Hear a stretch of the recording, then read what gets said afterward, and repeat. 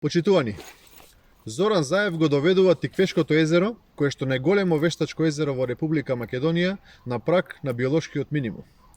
Незаситноста на власта за профит и засилено производство на електрична енергија во текот на летриот период од хидроелектраните ги пресуши езерата ширум Република Македонија.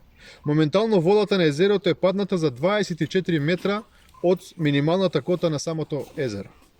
Проблемот што Заев го создаде е повеќе стран.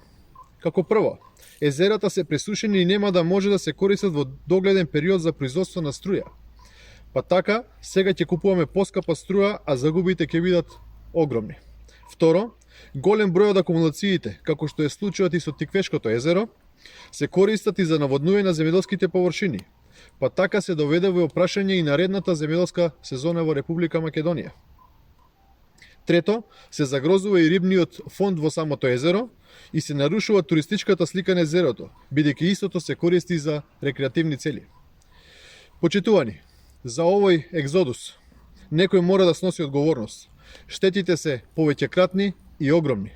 Заради профитот на Зоран Заев, сега сите езера во Република Македонија се пресушени.